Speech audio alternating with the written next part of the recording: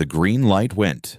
So he went. That's how Lewis Hamilton explained it. Simply, plainly, like a man who had done nothing wrong, and the FIA agreed with him. But here's the part nobody saw coming. By the time the stewards finished their work on that Sunday evening in Belgium, 3 separate investigations, 3 separate verdicts, the man walking away without a sporting penalty wasn't the one everyone expected. This is the story of one race that broke almost every rule of how a bad day is supposed to end.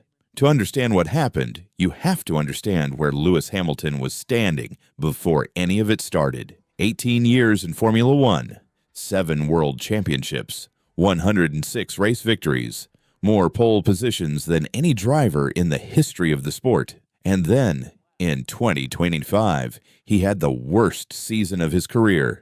No podiums, not one.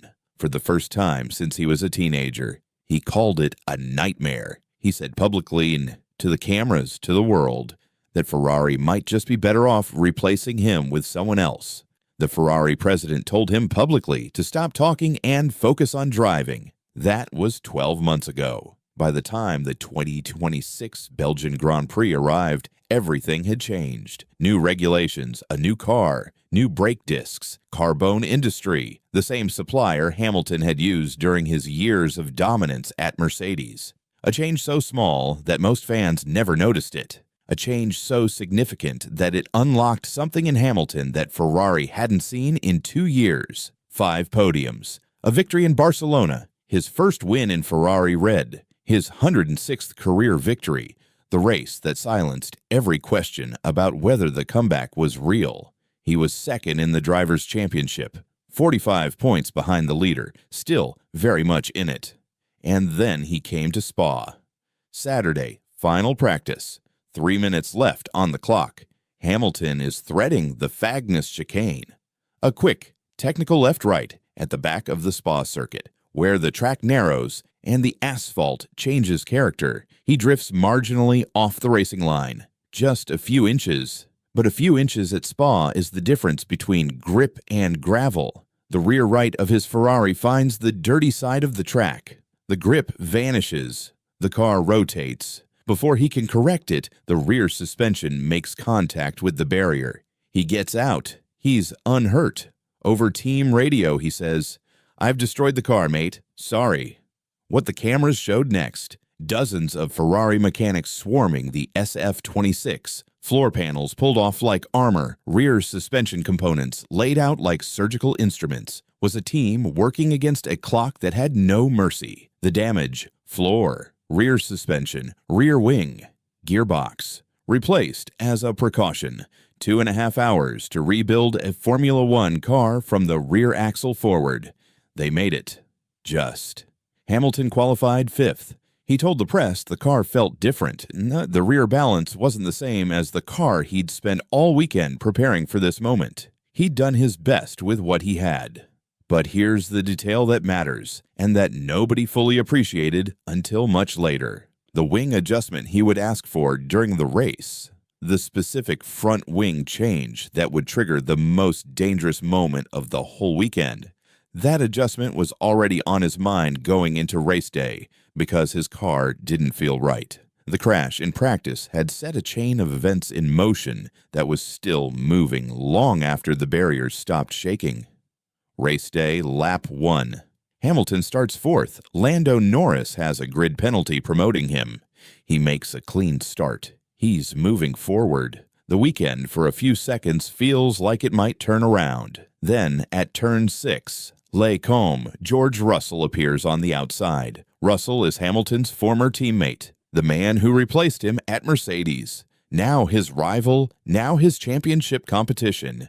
And right now, he's trying to go around the outside of Hamilton at one of the fastest, most unforgiving corners on the calendar. Contact, light, almost nothing. But Russell's Mercedes is pitched into the gravel. His race ends on lap 1. Hamilton presses on, carrying his own damage. The Spa forest blurring past at over 200 miles an hour. The stewards open investigation number 1. Hamilton's version. Russell lost power momentarily, swooped outside, and the contact was unavoidable. He told his engineer it was a racing incident. Remarkably, Russell himself, standing in the gravel race over, watching the field disappear, said he agreed. It didn't matter. 5-second time penalty to be served at his next pit stop. One investigation, one verdict. Hamilton found at fault. The race goes on, and most people watching assume the story ends here. A difficult weekend, a penalty, a compromised result, a forgettable Belgian Grand Prix. They had no idea what was coming next. Lap 20. A virtual safety car is deployed, a period where the whole field slows down and pit stops become attractive because the field compresses. Ferrari sees the window. They bring both cars in together, a double stack. Charles Leclerc first, Hamilton behind him. Now here's what the television cameras didn't show you in real time, and what the FIA document would later reveal, word by word. Before Hamilton even enters the pit lane, he tells his engineer he wants a front wing adjustment. 0.6 of a degree, a tiny tweak to the aerodynamic balance designed to complement the hard compound tires he's about to run. His engineer receives the message. The engineer does not pass it to the supercontroller. The supercontroller is the man who runs the entire pit stop sequence. He's the conductor of the orchestra. He has a board. He has lights. He decides when the car moves and when it doesn't. If he doesn't know about the wing adjustment, if that request never reaches him, then as far as he's concerned, this is a standard stop. And that is exactly what happens. Hamilton rolls in. The 5-second penalty begins. The mechanic stands still, watching the clock, waiting. 5 seconds in a pit box with the race going on around you is a very long time, long enough for one more thing to go wrong. The penalty expires. One team member calls, "Go." Then, immediately after, calls the wing adjustment instruction, 0.6 degrees. Both instructions, in the same breath, in the wrong order. The tires are changed. All four. The jackman drops the car. The supercontroller, who still doesn't know for certain whether the wing adjustment has happened or hasn't, reads the all clear and activates the green light. Hamilton sees it, starts to move. Stop, because this is the moment. And you need to understand exactly what's happening on both sides of that front right tire. On Hamilton's left, the green light. The signal he's been trained over 20 years to obey. In a Formula One pit stop, you go when the light says go. That is the system. That is the protocol. That is the only world Hamilton is operating in right now. On Hamilton's right, a mechanic. Head down. Looking at his front wing tool, he received a late instruction to make the adjustment. He's moving into position. He has not seen the green light because his head is pointed at the floor. 2 sets of instructions. Neither wrong in isolation, both catastrophically wrong in combination. The tire makes contact. The mechanic goes to his knees. Hamilton stops, immediately, completely, and his car sits motionless in the pit lane while the race continues around him. His first words over the radio, "Is the mechanic okay?" In that frozen second, Hamilton said later, his mind went somewhere very specific. Bahrain, 2018. A different Ferrari, a different driver. A mechanic named Francesco Cigarini, struck by Kimi Räikkönen's car during a pit stop that went wrong in almost exactly the same way. A man taken to a hospital in Manama. 2 broken bones in his leg, shin bone and fibula. Surgery that night. A message from a hospital bed. Surgery okay. Thank you to everyone who worried. Hugs. That was a green light incident too. That driver had done what the light told him to do. The system had failed. And a man had spent the night in a hospital. Hamilton knew that story. He'd been in Formula One when it happened. He knew what it meant when a mechanic went down in a pit lane. "My heart really sank for a second," he said at Spa. "I'm really grateful he's okay." The mechanic walked away unhurt. Hamilton rejoined the race. Delayed, the wing adjustment never completed, the front balance not what he'd wanted. Later, over team radio, he asked, "Did you put front wing in or not?" They hadn't. He would finish 4th, behind Kimi Antonelli, Charles Leclerc, Max Verstappen. A damaged floor from the first lap contact with Russell had been shedding downforce all race long. 50 aerodynamic points, roughly, gone. After the race, Hamilton would say something remarkable about it. "I think we had the pace to win today."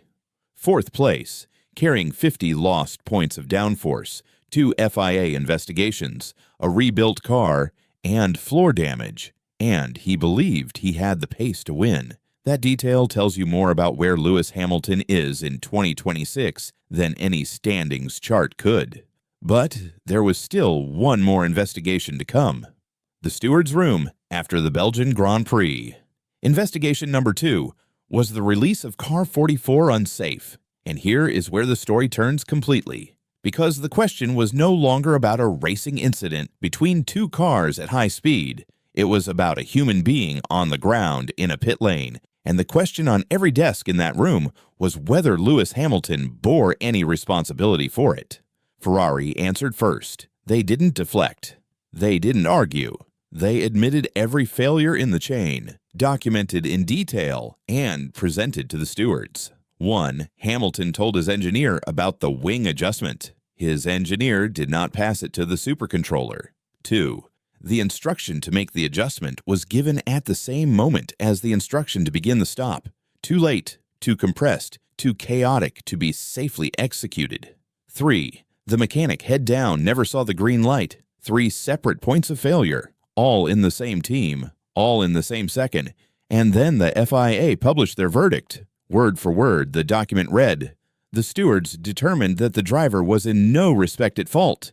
Indeed, the driver realized what had occurred as soon as he commenced to move off and immediately stopped until the mechanic was clear. Far from resulting in a sporting advantage, the incident brought about a sporting disadvantage for car 44, which was delayed in its pit stop. No penalty, no points deduction, no sporting sanction. Hamilton keeps 4th place. But the investigation doesn't stop there, because now the stewards turn their attention to the team. Scuderia Ferrari has been competing in Formula One since 1950. They have won in every decade this sport has existed. On this Sunday evening in Belgium, the governing body of the sport they've raced in for 76 years handed them a fine, a formal requirement to submit a written procedural review within 14 days, and a public document detailing exactly where their system broke down.